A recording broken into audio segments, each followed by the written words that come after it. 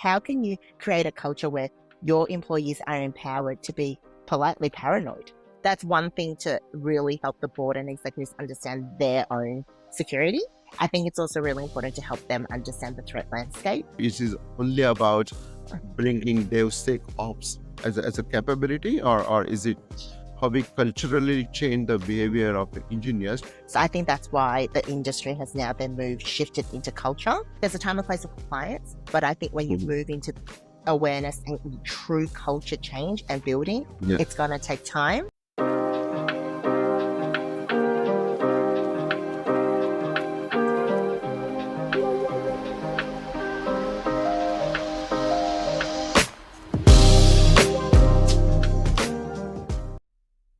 Hello and welcome to the Enterprise Tech Talk podcast. I am your host, Saumitra Kalikar. The topic of today's conversation is cultivating security culture across the enterprise. Now, we all have heard the slogan that security is everyone's business. But what does that mean in practice? How organizations should approach implementing a successful security awareness program across the enterprise? How the effectiveness of security culture should be measured? And what is the role for senior executives in cultivating that culture? To discuss all these points and more, I have with me today Daisy Wong. She is the head of security culture and awareness at Medibank. Daisy, welcome to the podcast. Thank you so much for having me. I'm super excited. So Daisy, before we get into details, it will be good to just give our audience a brief overview of your professional career, how you got into security industry, because I gather you didn't start your career in technology. Is that correct? Yeah, no, you're absolutely right. So I actually did marketing at uni. I didn't even know I didn't even think of entering the technology, like IT industry, let alone cybersecurity. So it was just kind of by chance that I got into, my first role was, at IBM as a graduate. So that was my first foray into technology. And then I moved over to one of Australia's largest banks in the penetration testing team. And I landed into the pen testing team, like, what is a penetration test? What does it mean? And that was a very, very technical side of the cyber, world, right? And my role was to translate and really talk to the business and talk to the users of what the results of the penetration test meant. So when we talk about pen tests, we're talking about, your testing systems, applications that obviously end up going to your customers and end users. And while you do that, you need to make sure you fix all the vulnerabilities, issues, bugs, and all that. And so the team was really technical. And because I wasn't, I think it actually was my superpower because I was able to translate really technical concepts into just normal everyday language. But more importantly, I was able to translate it into business risk because people don't understand security risks, but people understand dollar figures, reputational damage, and all that. So I did that for a few years. And then someone said to me something about security culture and awareness. And I'm like, what's that? And they're like, well, it's kind of education. It's kind of training, but you can also use a lot of your marketing skills. So I like to think of it as my role now is to market and sell security to our employees. So that's currently my remit, but hopefully one day I would love to do customers as well. So I did the bank for a few years, then I went into Victorian government. So I managed the security culture and awareness for the whole of Victorian government back then. 3-4 years ago, it was 9 departments, multiple entities and agencies. And so I kind of set the strategy and the tone from the top. And then I moved over to one of Australia's largest loyalty programs, Flybuys. I was there doing a very similar role as I am here at Medibank.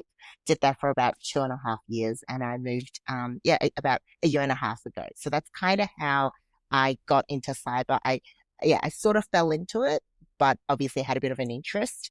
And it gives me what gives me the most joy is when I'm able to explain, like I said, really complicated concepts and risks to people who don't understand, and in turn helping them better protect themselves. That is like my goal in this role. Yeah, that's a really interesting journey, Daisy. And I was doing some research in preparation for this discussion today, and what I noted was this discipline about security awareness function that that is not very common across Australian businesses. It's definitely there in regulated industry, but that too in the big organizations like big banks and of course Medibank, etc. So for the benefit of our audience, maybe we can Hmm. start that as a first question as to if you can provide an overview of what is the function about, and you being the head of that function, what is your responsibility?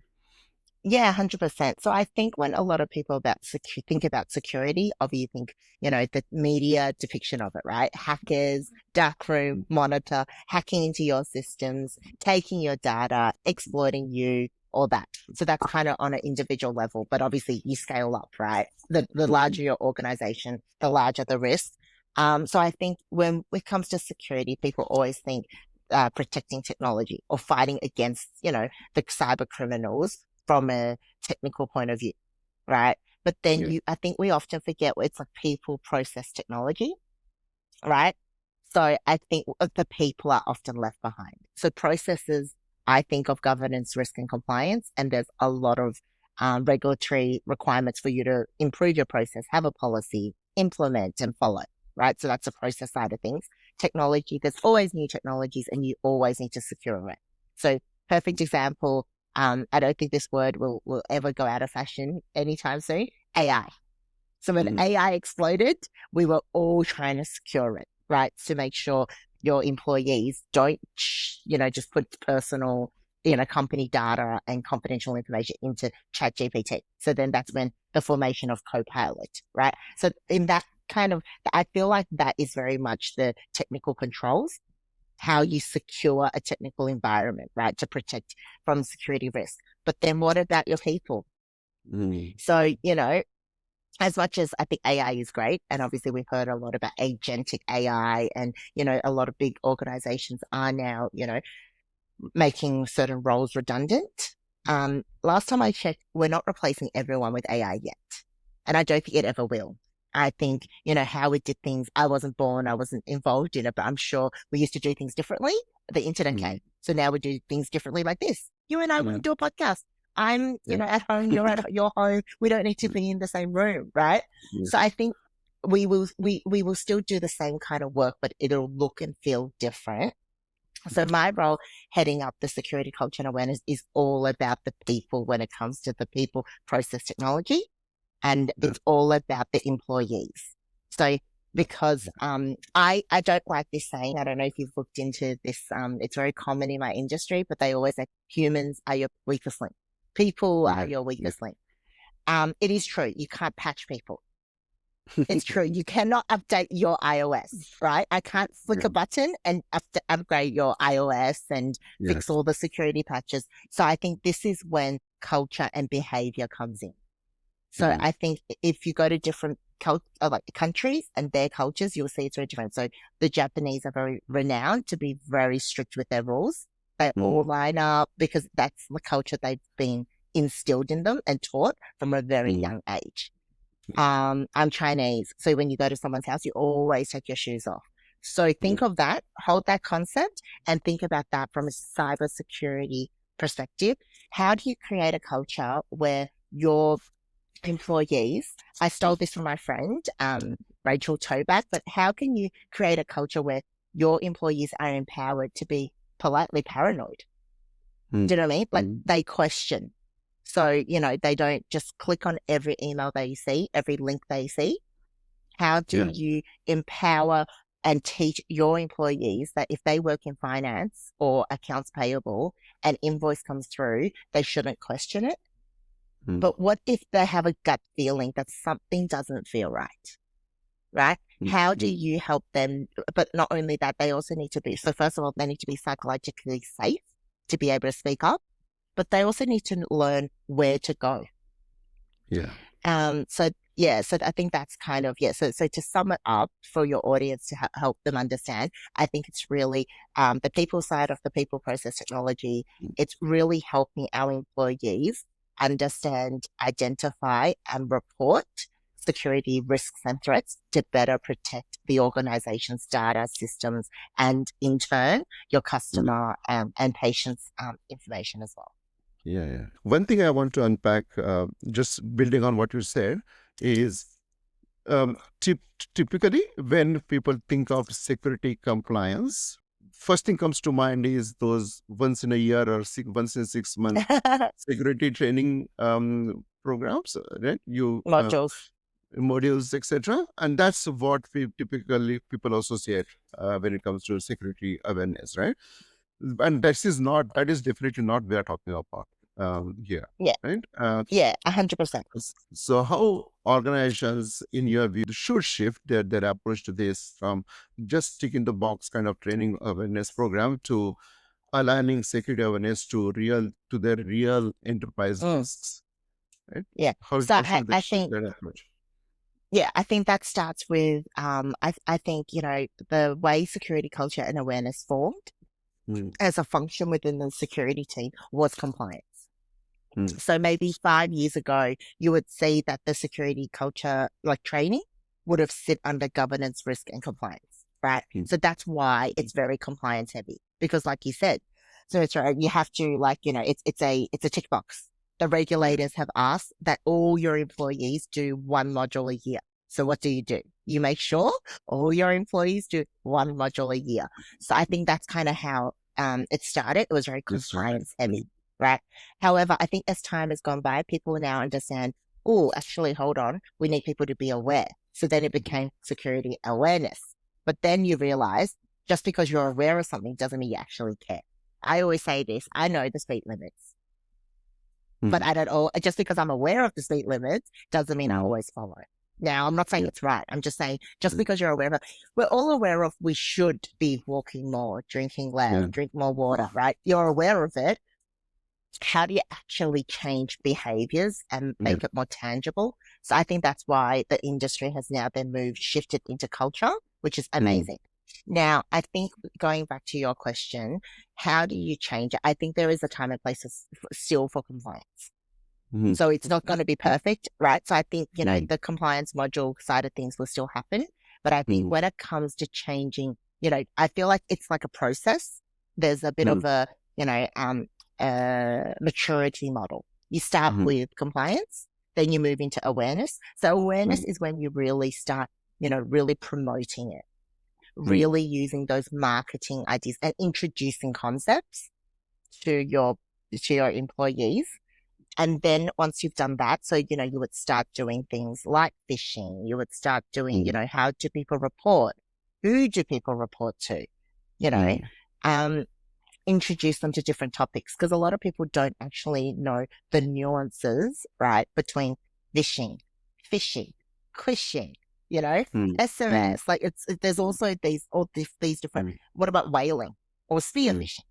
mm, Right? Spear phishing is really targeted. Then, if you ask me, I think spear phishing is like a part of social engineering. But remember, your employees are not hired to be security professionals like me, yeah, absolutely. right? So I think it's important that you use more engaging ways and incorporate it in their day to day and make it incentivizing. So that's when I relate it to their home life.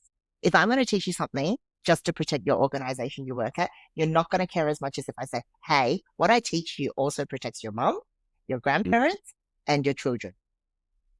mm, Does that make mm, sense? Like it's making it yeah, more yeah, relatable.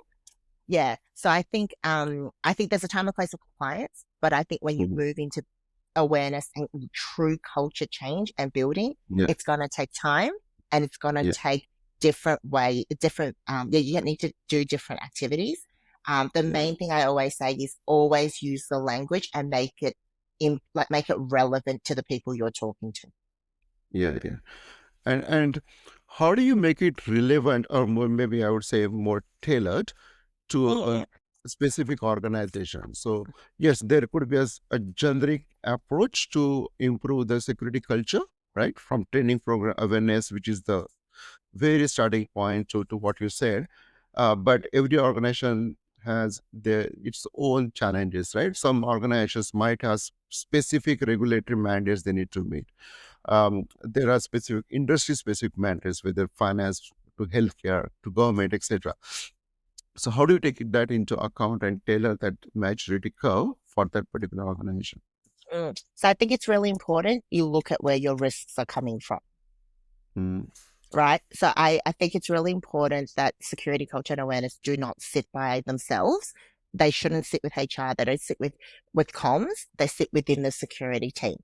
And you Mm, work really closely with the security operations team to kind of understand, hey, where are the threats coming? Who out of all our employees, which teams, cohorts are being targeted the most, and what are the tactics that they're using? mm, So I think that's mm, one side. You look at the data, the source of truth yeah. from the security operations team. The other thing is I think it's really important that if you're able to tailor that content for the audience. So for instance, Mm, I always say this, my best friend's a nurse. mm, It's very good mm, if you're able to use examples that relate to nursing or an analogy yeah. of Mm, the same, right? So, we always say, what's a bit like, and I know from a nursing concept, if something's not working, they always backtrack. mm, Like mm, that they go backwards on the steps that they followed. mm, I think it's the same with security. So mm, it's really important. And I think it's important that if you're going to speak to the finance account payable team, your examples are, did you know as yeah. an organization similar and use storytelling as well, much more Mm, powerful than just me telling you, whacking you on the head, like, do not click on links, do not do this, do not do that. But it's like, how can you do your job without opening an email?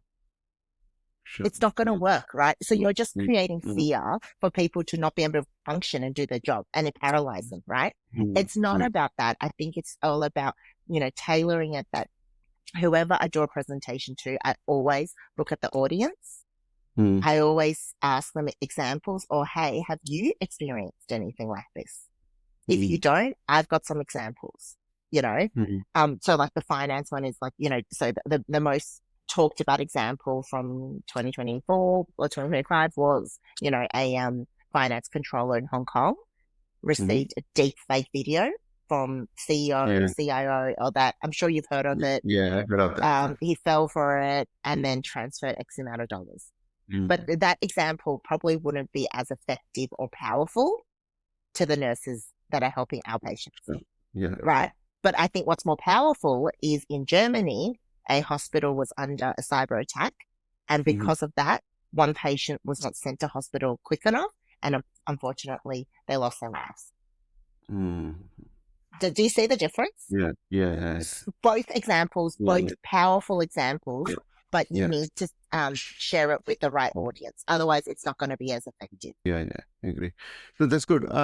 And the other thing, so if we talk about measuring the success of your program, right? So you have started Mm. this journey about security awareness program, etc.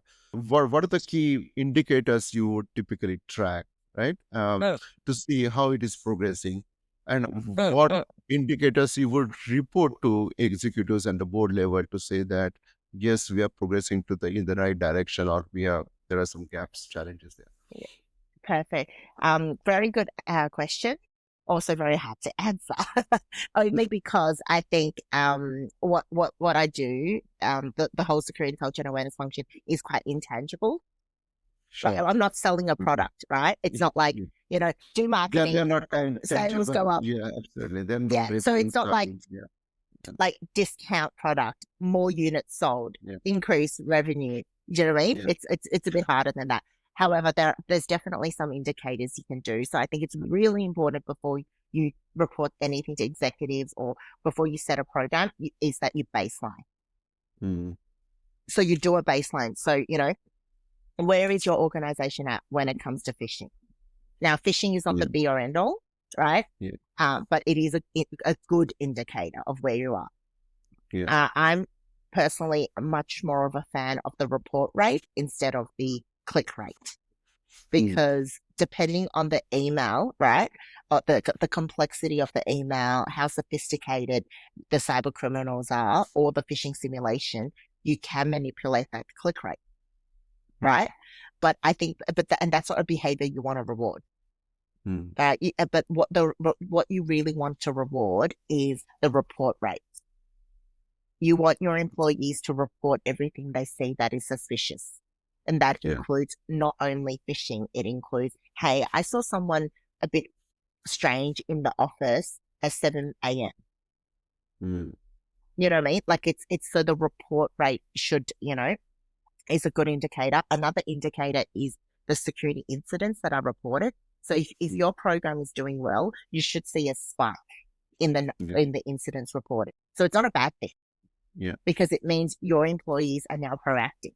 So if Yeah. going from, reactive or inactive, they're now proactively telling you Yeah. potential problems, meaning that the team can actually focus on, finding the root cause of these issues.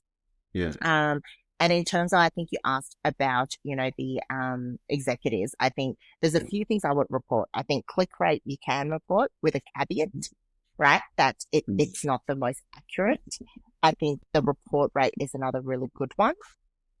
If you have any employee surveys, I think having a question or two about, hey, are you more confident now in reporting, or in identifying and reporting a security incident? That is Mm. something that you can also, do, like you can also report on that. The less intangible ones, which I think are more powerful but harder to quantify, are things like people who talk about security. So, for instance, if you have a champion program, how many Mm. people want to become a cyber champion? Who wants to be part of your champion to help champion across the organization? How many people go to your events? Your Mm. lunch and learns and things like that. The engagement is really important as well. Yeah. Yeah. And also depending what you do. So, for instance, um, positive feedback about the modules you've developed. Yeah. There's also different kinds of training as well. So Yeah. I think right now you and I have been speaking a lot about general awareness training for Yeah. everyone. So it's Yeah. general security culture training, but let's just say you're doing training for your security engineers or your Yeah. engineers, Mm. then you should be able to Yeah. correlate training, culture, better coding, less vulnerabilities. Yeah. Yeah. Yes, I agree. Because that was my next question actually, and you kind of answered that. Because one aspect is for technology organizations is this engineering discipline, and we keep Mm, talking about security by design as one of the important principles. But what does that mean, right? Or is it only about bringing DevSecOps as a capability, or is it how we culturally change the behavior of engineers to they start correct. taking security more seriously in the way they design the solutions. Yeah, I think that's really important. I think you nailed it. I think it's all about, secure by design and not at the very end. Yeah. So that's why I feel like that's the development, I believe, for application security. So Yeah. when I was in this pen test, penetration tests are still important, right? Because, Yeah. but throughout it, you can't Yeah. not have a security person. Yeah. Does that make sense? You need to have a Yes. security lens from the Yeah. start, the Yeah. inception of an application, of a service or whatever, and then all Yeah. the way through to the end. And then you do a penetration test. Yeah. Yeah. No, I Yeah. agree. And I think one thing I wanted to understand was around, and I think you mentioned this earlier, but when you apply or you roll out this security awareness program, or you whatever strategy you come up with, there are different Hmm. cohorts within the organization, right? You have executives, then you have, let's say, frontline, then your back office, then engineering we talked about, then there are wider your vendor ecosystem, contractors, etc. So how do Mm, you mm. apply? Is it once? I think there shouldn't be a one size fit all kind of approach to this, right? No, So no. how do you tailor this to these different cohorts? It would be nice to clone me. The more, Yeah. the more, it would be good to have more daisies around. Maybe they can have pink and orange hair, so we're different, Yeah. okay? But still colored hair. I think it really depends on the resources you have, right? And how big your organization is. So if you have a smaller organization, then it'll Yeah. be easier. But to answer your question, I definitely think it's hard. The answer is yes, you need to tailor it. It is Yeah. absolutely not one size fits all Yeah. because people tune out. So that's why I think the general compliance module is one size fits all. It's very Yeah. generic, high level. Everyone's Mm. done that. And then you need to break it into those. Mm. Usually most organizations have limited resources and funding and capacity when you only have one person. So you would Yeah. need to, kind of do a risk assessment and see where your high risk user groups Mm. are, right? Mhm. So, definitely that. But in terms of and I think, so let's talk about the board. or the Mm. executive group, right? Yeah. What you train there is very different because Yeah. there is one side, they need to understand how valuable their data is, Yeah. right? Because it is so easy now to go on a CEO, any organization's LinkedIn, find when they've done a presentation or when they've attended a conference, find a way to find your EA, Mm. deep Mm. fake a photo of me and someone's Mm. CEO, and you're the EA. I email you and say, hey, I met with Adam, the CEO of, Mm. whatever Whatever. company. They asked me to contact them. Can you please give me their number? They gave it to me, but I lost it. Are you? Do you know what I mean? Yeah. It's Yeah. a very true example. Yeah. Yeah. Like, and unless you look deeply, unless you actually ask questions, you're not going to question that. Yeah. They were able to tell you your CEO's name, when they attended the conference, which conference, the topic they spoke about, and a photo with them. What else is Yeah. there to question? Yeah. So I think that's one thing to really help the board and executives understand their own security, right? But I think the other part is to help them understand, obviously they're managing and helping an organization, right? However big or small that org is. I think it's also really important to help them understand the threat landscape. So what are the Mm. threats coming up? Why we need why we need the investment, Mm. Mm. and what needs to be fixed first and how. And it just needs to be like a business priority. So that's kind of Yeah. the executives, right? And then let's talk about your what was the other cohort you mentioned that you Well, wanted to talk about? one cohort, maybe we already touched on the engineering, so maybe you can touch on external, the vendors or Oh, contractors. yes. Yeah. So that is a really hard one because if you Mm. think about it, if I include them in my remit, Yeah. how many more people am I training? Am I then taking away from my full-time employees who need the support to help Right. train these third-party contractors? But you're absolutely right. Third-party, fourth-party, fifth-party risks Yeah. exist, right? Mm. So I think it's really important. Then this is when you have to add things into your contracts.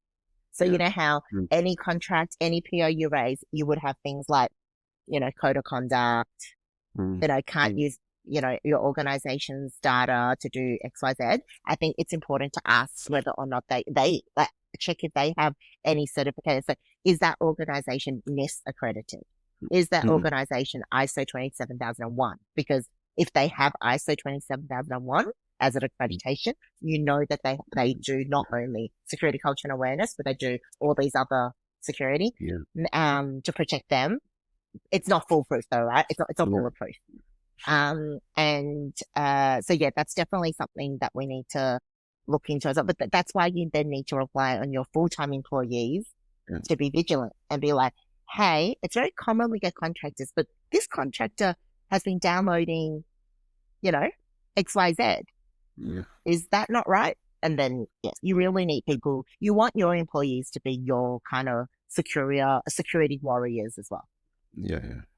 Cool. Now, the other point I want to unpack, Daisy, was which I mentioned at the start, around the executive sponsorship or support for these kind of programs. Because, yeah, one way you can think of potentially launching or rolling out your security awareness program as a more of a bottom-up activity where you try to generate awareness, but we know that for many, at the end of the day, it's a kind of change management activity. So unless you have a top-down sponsorship for these programs, they don't go very far. So in your experience so far, how do you see the executive sponsorship has played a role in implementing a successful programs?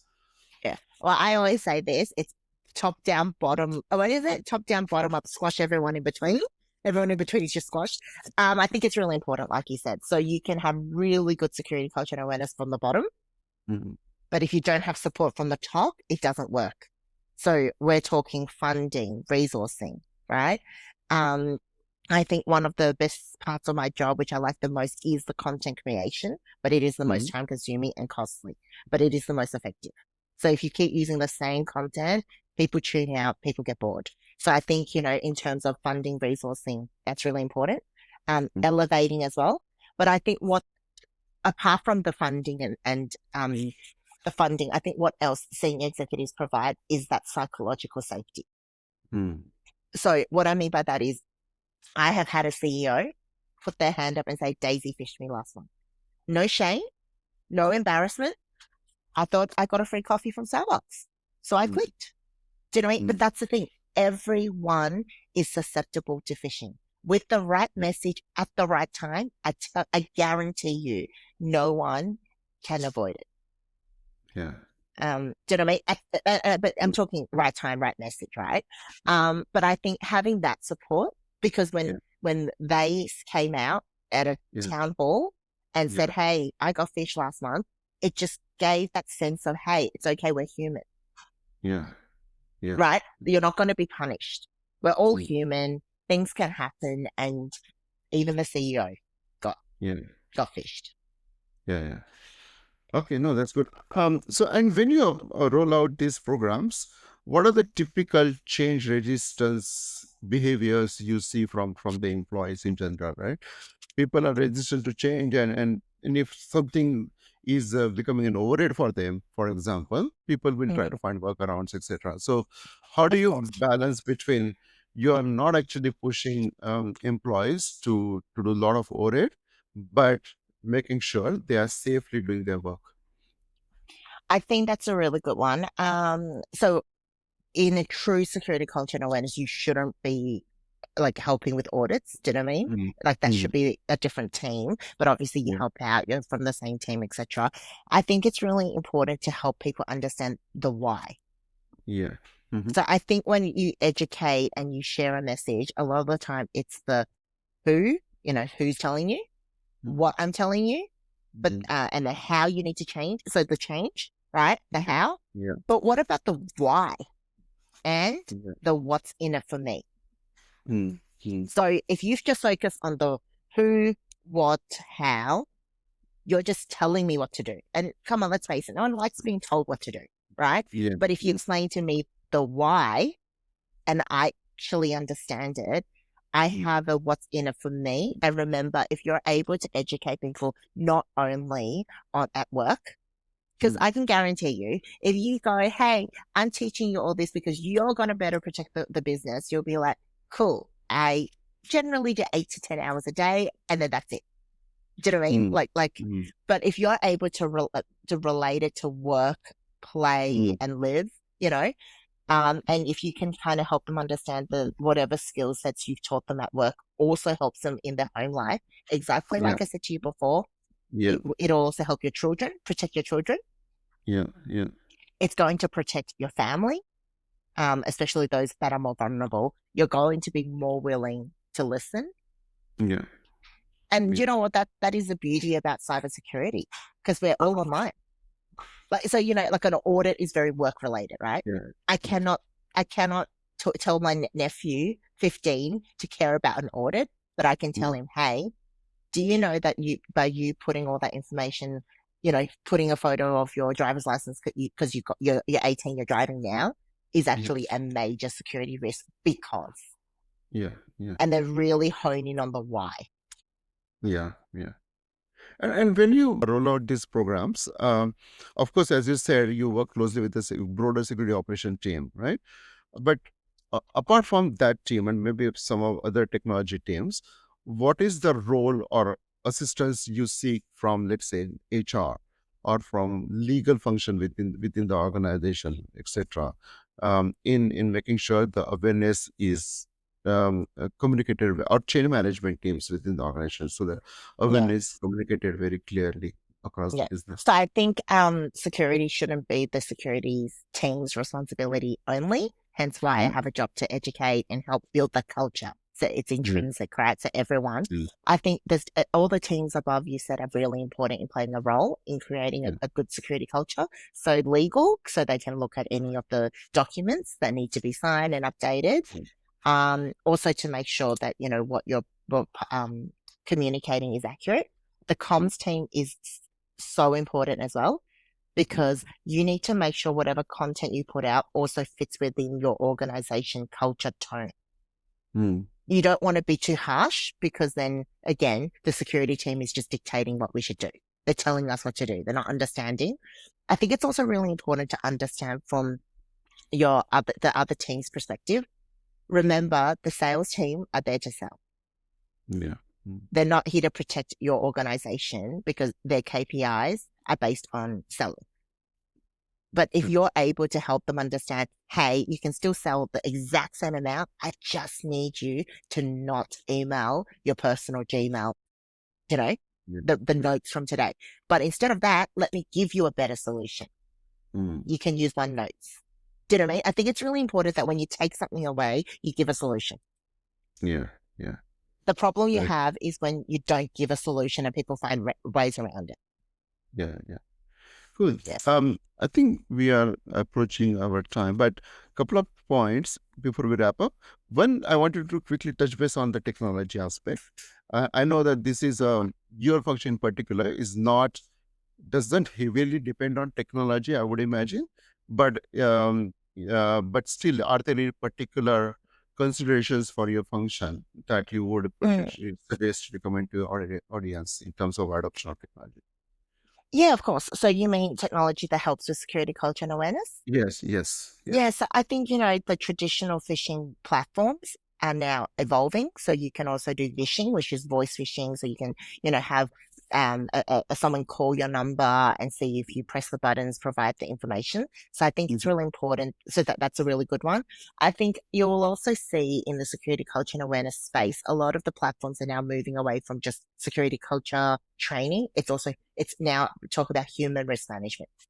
So it's really quantifying the risks your employees may or may not bring to your Mhm. organizations because of their, lack of knowledge or just not quite mature yet. I think Mhm. you're going to see that. So I think if, your audience are listening and thinking how can they improve their security culture and awareness program? I would say look into human risk platforms Mhm. and really, translate those culture, those risks into, those risk management lens, Mhm. because those platforms are now able to help you create dashboards. So you don't Mhm. need to manually do it. And trust me, you and I both know, board and executives love a good dashboard. They love a good traffic light. Mhm. How many? Yeah. So I think that's one. The other one I would say again is, as much as, we're all a little bit maybe anxious about AI, Mhm. Mhm. and not knowing how it's going to change how we work, it is very effective as well. Mhm. Like, I have reviewed a product where you can say, you know, airline breach that happened last year. You and I both know which one. And then, these are the top points and it creates a 30-second video for you. Yeah. Um, so it's a really quick and easy way to create pretty good content. Now, is it Mhm. perfect? Probably not. Right? Like as in, but it's still better than, having to engage with a videographer to film. Yeah. Yeah. Yeah. So I think that's where, Mhm. so I think the main thing for your audience to take away is, I think, first of all, keep up to date with technology Mhm. Mhm. because, it will end up coming to the masses. It'll come to your employees. It's going to come to your customers. How can you be prepared? Mhm. Don't Mhm. wait for it to come. So I think keeping updated with technology, you don't need to be an expert. You just need to know about it. And then think about how you can incorporate those kind of, um, learnings into what you're teaching, your content that you're sharing with your employees. Yeah, good. So before we wrap up, a couple of last questions, Daisy. One is, so you have been on this journey for a while now, right? You have seen how security culture as a function has evolved for last four, Mm, 5 years. You might have learned few things as well, right? Yeah, are there any mm. key learnings you want to share with our audience as to what mistakes they should avoid while launching these kind of enterprise-wide security awareness programs? Yeah, I would say, first of all, be patient because I think a lot of us, again, this isn't a upgrade the system, Yeah. and then you can tell the bar tells you Yeah. five out more hours to update your iOS, and then you restart your device, done. We are talking about complex. We're talking about humans. We're talking about this change, like, the cyber industry just changes so quickly, like the threat landscape. Sorry, like Mm. you didn't think third parties was a risk 1 minute, and then the next minute Mm. an organization's been breached. So then you focus on that. So I think number one, learning or advice I would say is be patient. to build a good, solid security culture and awareness program or just security culture within an organization takes time. Another learning I would say is to, if you don't have all the resources, right? Like as in you don't have someone there to create content for everyone. You're not able to do everyone. I would say sit down with the security operations team, sit down with your manager or the executives and really find the high risk users. And, really focus on your energy on them as a kind of phase one and then work on phase two because it can get very overwhelming very quickly. And then I'm a firm believer you want to do things well, instead of just everyone touches a little bit. So you haven't done your job if everyone's done a module, a compliance module. I haven't done my job if I send everyone an email of this is this month's security risks. That's not effective, right? So I think the learning number 2 is do less, but do it well. Yeah. Okay. And again, final question is, many organizations and many people with all intent typically struggle to still bring it to executive attention and make this as an executive level topic. So is there a secret sauce or is there any kind of advice you have to people as to how they can generate that awareness at executive or board level as well, so that becomes at least a topic for conversation at that level? So security culture and not just security at the board level, right? Security culture. Yeah. Right. I think again it's using those concepts that they're very they are aware of. So for instance, I don't believe it, but it's true. Humans probably are more of a weaker link than a system that you can patch every Tuesday, right? Yeah. So I think it's really showing the board that, our employees are doing really well. They're hitting all the other KPIs, the sales, the, revenue targets, the whatnot. But we are seeing a lot of risks and it's all related to people. And how can we support our employees? And I think, you also, we have a saying, the security team never let an incident go to waste. I think showcasing some of those previous incidents and just really sharing with the board and helping them understand and quantify that if you do not support your employees, they are going to be a higher risk to you. And in turn, if anything was to happen, it's the reputational damage, the operational damage. Like, I think it's also good to quantify how costly a cybersecurity incident or breach is.